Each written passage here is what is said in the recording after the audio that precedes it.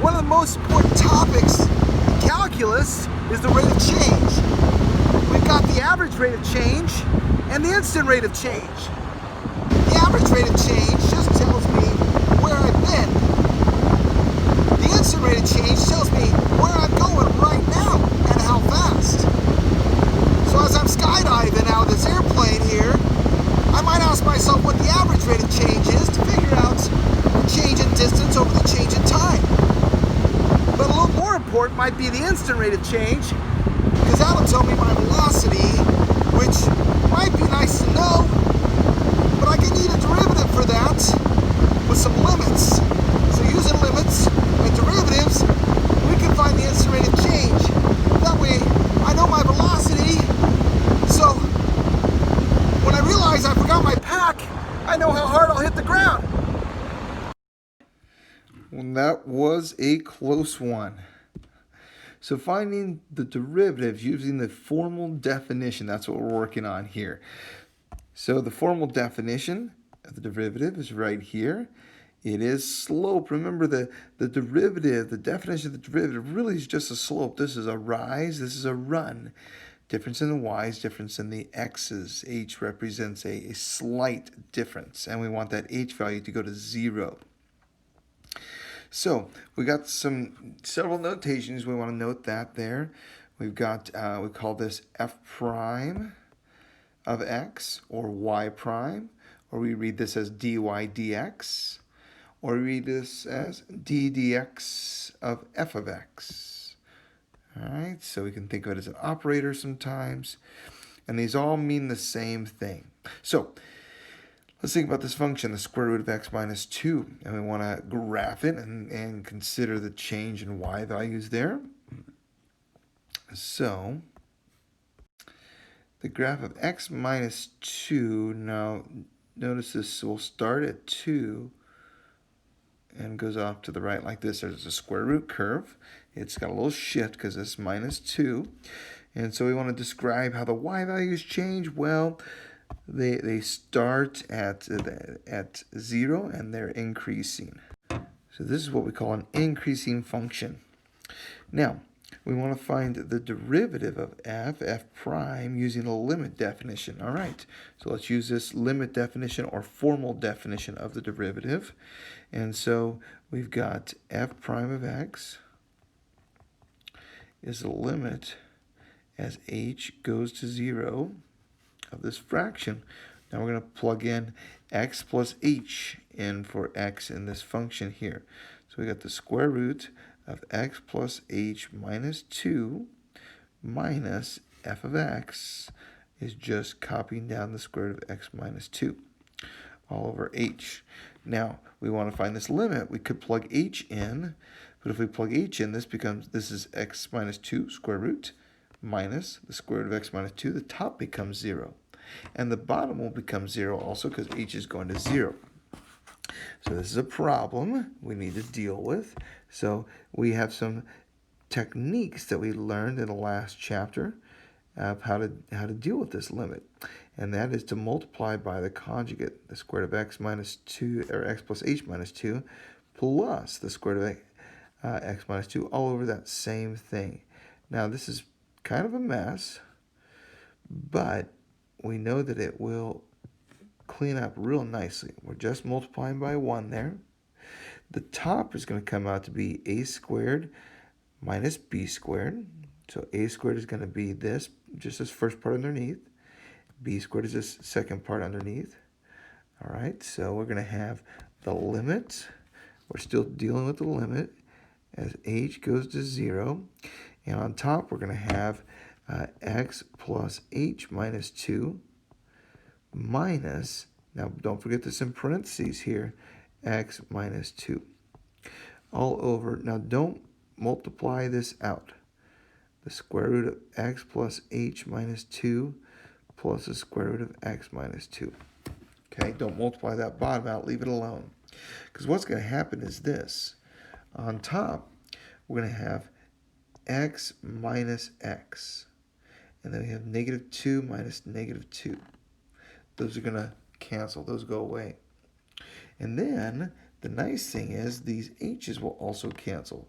So we're left with h on top and h on bottom, and those will cancel, making 1. So we do have 1 left on top here. So the limit as h goes to 0 of 1 on top, and on the bottom we got these ugly square roots. Okay, and so we get this. And so the h is going to 0, so this h is going to disappear. And we have x, oops, I wrote minus instead of plus there. Actually, the other way around. But what happens when that h goes away, we have the square root of x minus 2 on the bottom. Actually, we have 2 of them.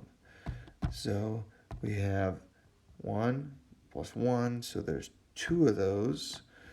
And so we're going to have 2 times the square root of x minus 2. All right. So what does that mean?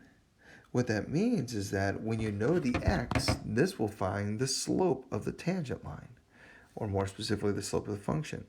So let me copy that down here. I have f prime of x is equal to 1 over 2 times the square root of x minus 2. So when x is 3, at that point we have 1 over 2 times the square root of 3 minus 2. Square root of 3 minus 2 is 1, so this is just 1/2. So what this is saying is that at 3, our slope should be 1/2. Let's check. So again, this is a free-handed graph here, but 3 is about out here. This is 2. And so we're saying at this point, the slope of the graph, or the slope of the tangent line, is about 1/2. And I think so. That's about right. This is about 1/2 going on right here. Sounds reasonable. What about when x is 10? Well, when x is 10, we have f prime of 10, which we had 1 over 2 times the square root of x minus 2, which is 10 minus 2. Well, that's not going to come out too pretty, but this is 1 over 2 times the square root of 8. That's close to the square root of 9, which is close to 3. So this is about 1/6. Okay, so we're saying that at 10, way out here, where 10 is, our slope's going to be 1/6. It's going to be less steep.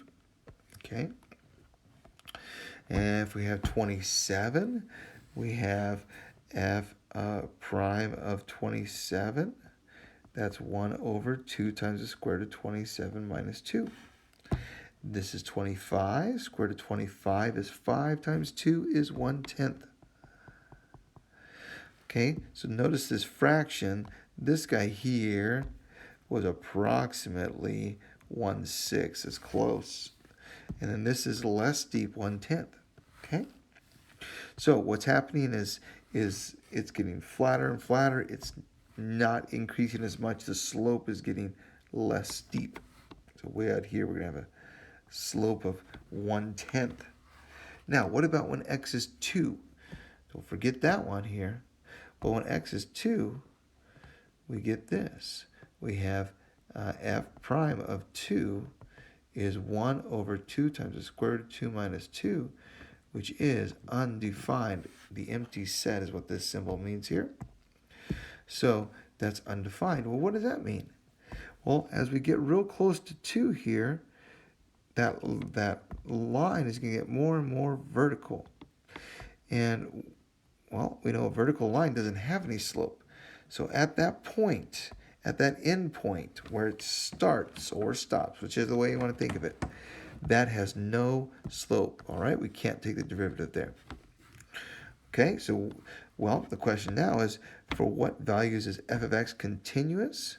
So it's continuous for on the interval 2 to infinity. We say it's differentiable, meaning we can take its derivative on that same interval. Okay, so on 2 to infinity. So we can take the derivative. You can't take the derivative at 2, and you obviously can't take it at infinity. So one more question. What is the tangent line at x equals 27? So if we went all the way out here to 27 with this curve, we'll continue the red graph. Okay, way out here at 27, there is a tangent line. And the slope, we just found out, the slope would be 1/10, not very steep. Okay, we know the slope. Now, we also know that f of 27 is the square root of x minus 2, which is 27 minus 2, which is square root of 25, which is 5. That means the point 520, I'm sorry, I said the other way around, 27, comma 5 is on that graph. All right, and so this is the point 27, comma 5. All right, and so we can use point slope form. Remember point slope form? So point slope form is y2 minus y1 equals m times x minus x1.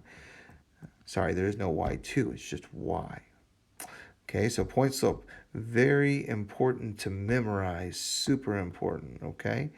You should already have that memorized from Algebra 1 or Algebra 2 at least, but very useful. So what does that mean for us? Well, we know the point here. We know this point is at 27.5. We know the slope we found up here at 1/10. So the equation of the line would be y minus y1, which is 5 from this guy right here, equals the slope 1/10 times x minus x1, which is 27. So if we have a point and a slope, we can write the equation of a line that is tangent at that point. So that's how it's done there. That's how we can apply the formal definition of the derivative.